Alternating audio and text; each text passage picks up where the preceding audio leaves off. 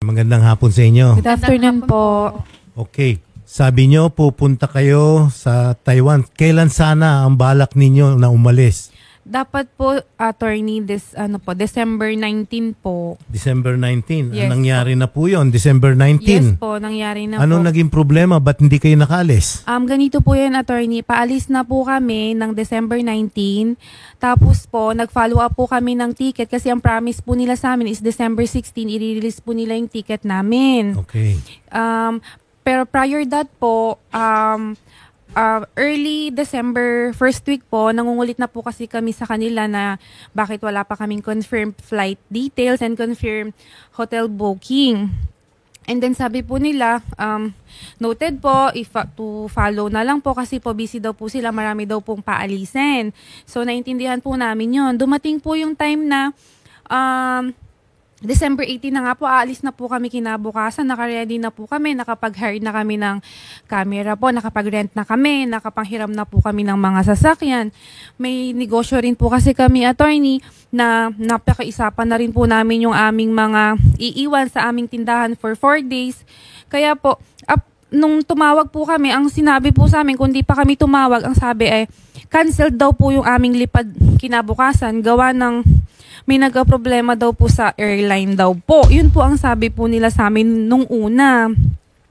Ngayon po, hindi naman po ako makakapaniwala na kasi po ako nalipad din naman po ako attorney kasi po may trabaho po ako before, nagbabar ko po ako. Ang alam ko lang po, pag nagkaroon ng problema ang airlines, it's either delayed flight lang po yan or i-rebook lang po nila yan. Actually, meron talagang nakakancel. Nakakancel po. Pero ito ngayon, paano nyo nalaman yung Happy Horizon Travel and Tours? Through may mga vlogger and artista rin po kasi sir na nag-promote po noon. Nag-endorse. Opo. So napanood nyo lang sa social media? Yes po. Nung nakita nyo sa social media, itong Happy Horizon Travel and Tours, nag-o-offer sila ng mga package tours. Yes, I'm sure. Paano nyo sila na-contact? Through Instagram po, attorney. So kinontak nyo sila through Instagram? Yes Hindi po. kayo face-to-face? Wala kayong ganon? Nagpunta sa opisina nila? Transaction. Wala po, attorney. Bank transfer po kasi yung nangyari sa amin. So nag-umpisa ang transaction nyo through IG, Instagram, ano? Yes po. Doon kayo nag-usap. Nagpadala sila ng proposal, travel proposal, di Yes ba? po. Meron ba kayong kopya noon? Meron po, attorney. Usually, sabi niya, ang kasama, wala namang visa, no? Walang Wala visa ang po. Taiwan, ano? Opo. Usually, visa processing, wala na yan. So, ang mangyayari dyan, plain fare, Opo. airline fare, plus hotel accommodation, Yes di ba? po. Yun. Yung bang inano nyo sa kanila? Yes po. Kasama na Binayaran rin po nyo sa kanila? yung land tour po. Pati land tour, Yes, meron sir. din na nabook. Yes po. Ang binigay lang sa inyo yung itinerary proposal pa lang, no? Parang voucher lang po yung binigay po sa amin, sir. Voucher? Opo, parang ganun po. Magkano lahat ang binayad nyo? To be exact po, sir, 147,542. Para sa ilang tao ito? 7 adults po at saka 2 kids po. Ilang days ito? Ilang nights? 3 days po. 3 days, 2 nights? 3 nights, 4 days. Yes. Opo.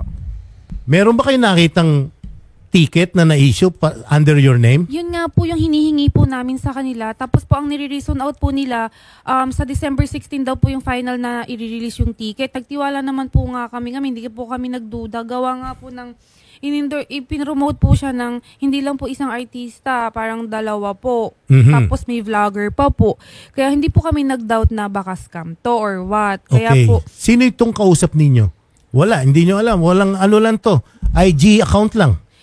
actually po, nasagot po sila sa phone. Ang pangalan po na ibinibigay is Michael po at saka Julie po. Apelido? Hindi ko po Wala po, natanong sir. po eh. Ano yun? Landline o cellphone ng Cellphone. Horizon Travel and Yes po, Travel nasa and page Tours? po nila, opo. Yung number na pinapantawag nila sa amin. Tapos yung isa po, wala po.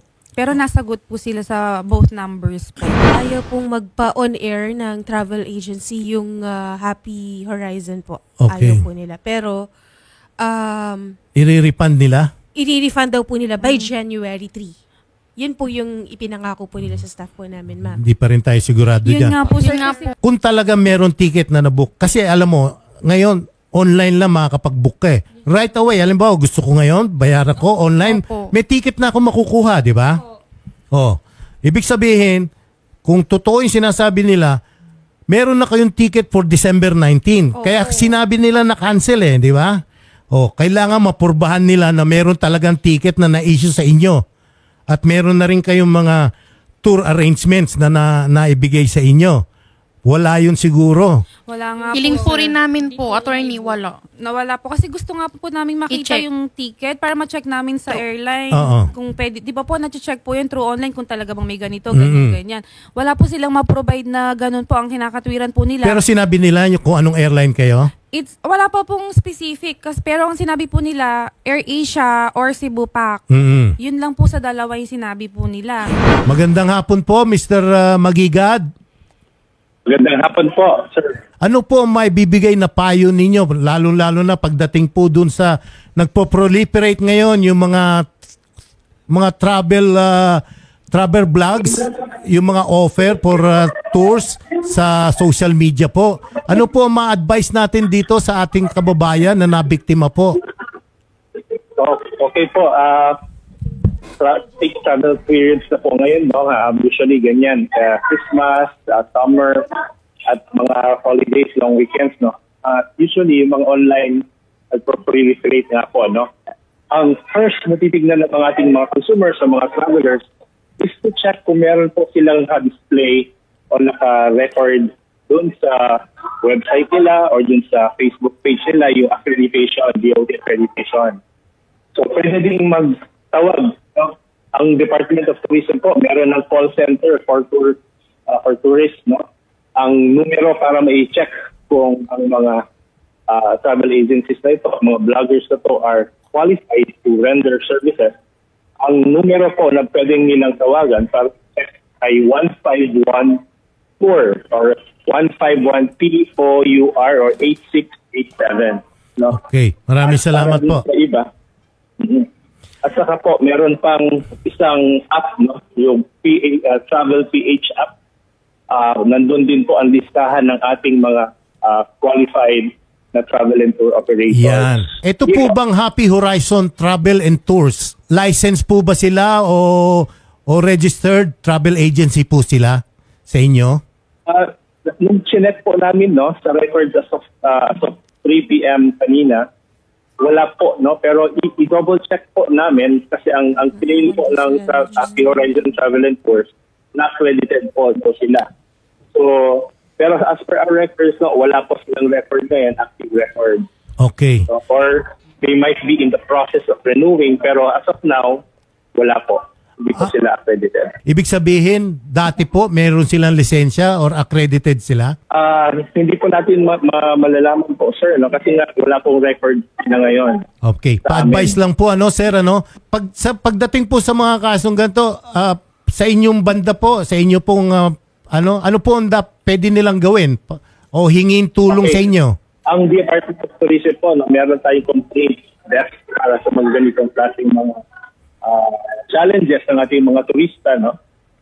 Ang kapag refund or mga money matters, pinagkakasundo po namin sila through our regional officers. Okay. Sige, sir. Ng mediation. May balita po kami, sir, na magre-refund naman daw to, no? So, papuntahin muna namin sa inyo, matawagan nyo dahil para ma-confirm nyo na magsosoli talaga sa June 3. Tapos, i-refer din po namin to sa sa NBI. Maraming salamat po sa inyo, Direktor. Ma'am, tuloy po natin yung pag-uusap natin sa kabilang studio po. Salamat po. Magandang hapon po.